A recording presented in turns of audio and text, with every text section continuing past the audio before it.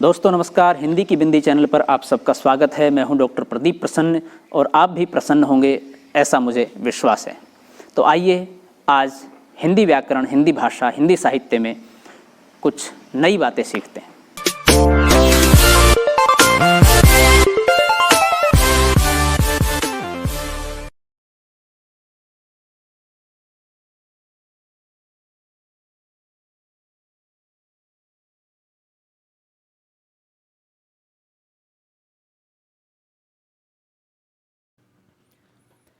विद्यार्थियों, आज की वीडियो में बना रहे हैं कक्षा 8 की हिंदी की पाठ्य पुस्तक वसंत के छठे पाठ भगवान के डाकिये से। यह एक बहुत ही लघु कविता है, छोटी कविता है, जिसे रामधारी सिंह दिनकर, जो हिंदी के बहुत ही यशस्वी कवि हुए हैं, उन्होंने लिखी है। इस वीडियो में हम इस कविता को पढ़ेंगे। कविता को पढ़ने के साथ साथ उसका अर्थ, उसका भाव और व्याख्या सहित उसका विश्लेषण करेंगे। तो हम दूसरे वीडियो में फिर इस पाठ के प्रश्नों के उत्तर आपको बताएंगे। तो वीडियो प्रारंभ करें उससे पहले आप सबसे निवेदन है, यदि आप पूरी हिंदी की पाठ्य पुस्तक देखना चाहते हैं, पढ़ना चाहते हैं, समझना चाहते हैं और साथ ही अन्य हिंदी की जानकारी लेना चाहते हैं, तो हिंदी की बिंदी चैनल को यदि आपने सब्सक्राइब कर रखा है तो बहुत बहुत धन्यवाद, और यदि नहीं किया है तो उसे सब्सक्राइब कर लीजिए और बेल आइकॉन को भी दबा दीजिए, ताकि सारी जो वीडियो बने उनकी सूचनाएं आप तक पहुंच जाएं। तो आइए हम शुरू करते हैं आज की वीडियो। भगवान के डाकिये। सबसे पहली बात तो ये, भगवान के डाकिये कहा किसे गया है। डाकिया यानी कि पोस्टमैन, जो कि चिट्ठियाँ आदान प्रदान करता है, एक स्थान से दूसरे स्थान तक ले जाता है। दरअसल यहाँ पर जो डाकिये हैं वो पक्षी और बादल हैं, ये भगवान के डाकिये हैं।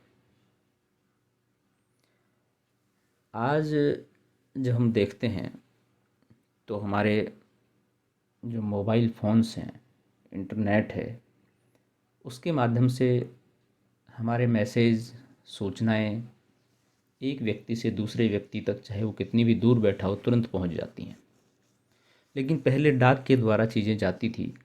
हालांकि डाक अभी भी बंद नहीं हुई है, पोस्ट विभाग अभी भी बंद नहीं हुआ है, चल रहा है, और बहुत सारी चीज़ें अभी उनके माध्यम से जाती हैं। जैसे कि ख़ास तौर से रक्षाबंधन के पर्व पर दूर दराज में रहने वाली बहनें अपने भाई के लिए रक्षा का सूत्र, राखियाँ भेजती हैं।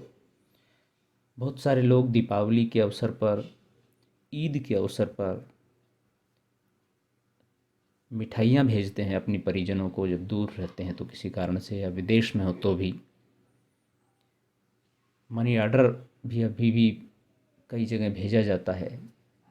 उसके अलावा जो पुस्तकें हैं, मैगजीन्स हैं, वो अभी डाक के द्वारा भेजी जाती हैं। तो पक्षी और बादल ये भगवान के डाकिये हैं। ये क्या संदेश लाते हैं मनुष्यों के लिए, प्रकृति के लिए, जीव जंतुओं के लिए? ये उसी तरह से पोस्टमैन की तरह, डाकिये की तरह काम करते हैं। और ये क्या करते हैं, जो एक महादेश से दूसरे महादेश को जाते हैं। जैसे हमने बताया कि एक डाकिया, एक पोस्टमैन, जब कोई वस्तु, कोई डाक, कोई पोस्ट, कोई चिट्ठी, कोई पत्री, कोई किताब एक स्थान से दूसरे स्थान पर भेजते हैं, तो ठीक ऐसे ही ये पक्षी भी, ये बादल भी एक देश से दूसरे देश को चले जाते हैं। इनके ऊपर कोई पहरा नहीं है, कोई बंधन नहीं है, एक राज्य से दूसरे राज्य में चले जाते हैं। लेकिन इतना ज़रूर है कि ये लौट भी आते हैं कुछ समय बाद अपने स्थान पर, क्योंकि ये पहचानते हैं। लेकिन हम बादलों तक जाते हैं, पक्षी बादलों तक जाते हैं, बादल पृथ्वी पर आते हैं। तो ये जो आदान प्रदान है एक दूसरे के माध्यम से संदेश देने का, ये पक्षी और बादल करते हैं। और एक तरह से ईश्वरीय, भगवान का संदेश हम तक, आम जो जनों तक, दूर दराज में बैठे हुए दूसरे देश के लोगों तक पहुंचाते हैं। और हम तो समझ नहीं पाते हैं, मगर उनकी लाई चिट्ठियाँ पेड़ पौधे पानी और पहाड़ बाँचते हैं। पशु पक्षियों की भाषा मनुष्य नहीं समझता है। कुछ शब्द कुछ वाक्य हो सकता है समझता हो, और ठीक ऐसे ही कुछ शब्द कुछ वाक्य पशु पक्षी भी मनुष्य के समझते हो, लेकिन पूर्णतः नहीं। लेकिन ये पक्षी और बादल जब भगवान का संदेश लाते हैं तो इनकी क्या मनसा है, क्या स्थिति है, ये पेड़ पौधे पानी पहाड़ प्रकृति ये धरती ये सब समझते हैं कि ये क्या चाहते हैं, क्या लाते हैं। क्योंकि इनके भावों को ये समझने के आधार पर ही चीज़ें लाते हैं। जैसे कि हवा चलती है, हवा से पक्षियों से पुष्पों के पराग कण इधर से उधर होते हैं तो वो पहुंचते हैं। पहाड़ों पर पत्तियां कुछ बीज अंकुरण हवा के माध्यम से उड़ कर के आते हैं, तो और पहाड़ों पर पौधे जब बारिश होती है तो उगते हैं। तो ऐसे धीरे धीरे एक स्थान से दूसरे स्थान तक चीज़ें आती हैं जाती हैं। और ये पेड़ पौधे इन सब चीज़ों को जब एहसास करते हैं और मनुष्य जब वहाँ पर जाता है तो वो प्रकृति की सौम्य छटा को देख करके निश्चित रूप से प्रफुल्लित होता है, और तब उसकी समझ में आता है कि ये कैसे हुआ। तो ये पक्षी और बादल रूपी जो भगवान के डाकिए हैं उनके द्वारा ये चिट्ठियाँ लाई गई हैं, जो कि इस पूरे प्राकृतिक वातावरण को सौम्य सुंदर बनाने में सहयोग करती हैं।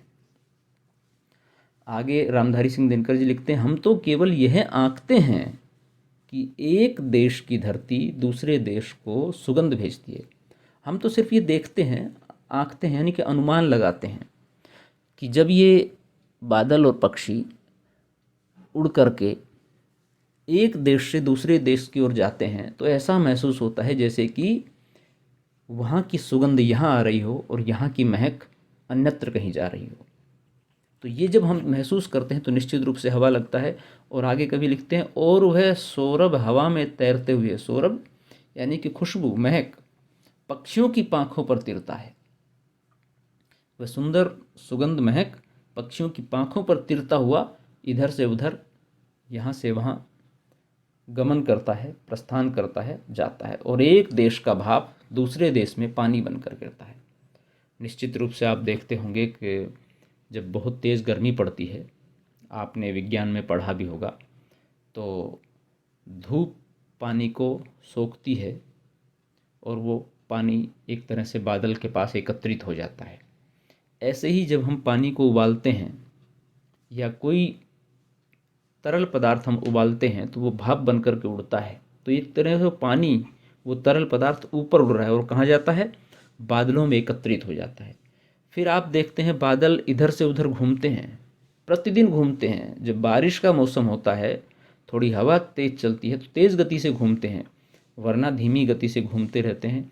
तो आपके यहाँ से उड़ा हुआ भाप बादल के पास एकत्रित हो जाता है। बादल वहाँ से चल करके दूसरे राज्य या दूसरे देश में जा करके जब बारिश का मौसम होता है तो वही भाप पानी बनकर वहाँ गिर जाता है, बरस जाता है। तो एक तरह से एक स्थान से दूसरे स्थान पर पानी किस तरह से गमन करता है, इसका एक उदाहरण है कि एक देश का भाप दूसरे देश में पानी बनकर गिरता है। तो ये कौन ले जाता है, ये बादल ले जाते हैं। तो बादल इस तरह से एक जगह की चिट्ठी दूसरी जगह पर ले जाते हैं। और पक्षी किस तरह से ले जाते हैं, सौरभ पराग के कणों को, खुशबू को, महक को, बीज को, पौधों को। तो इस तरह से वो आदान प्रदान करते हैं। तो ये भगवान के डाकिए पक्षी और बादल एक देश से, एक धरती से, एक राज्य से, एक जगह से दूसरी जगह पर, दूसरे देश, दूसरे राज्य, दूसरे स्थान पर इस तरह से चिट्ठियाँ भेजते हैं। और मनुष्य कम, लेकिन पेड़ पौधे पहाड़ यानी कि पूरी प्रकृति इन चिट्ठियों को अधिक सहज रूप से बाँच पाती है। तो रामधारी सिंह दिनकर द्वारा लिखी हुई बहुत ही सुंदर और बहुत ही लघु ये कविता, जो निश्चित रूप से एक छोटी कविता होकर के भी बड़ा संदेश देती है, हमें इससे प्रेरणा लेनी चाहिए। तो विद्यार्थियों, आपने वीडियो पूरी देखी, इसके लिए धन्यवाद। निश्चित रूप से वीडियो आपके लिए लाभान्वित होगी।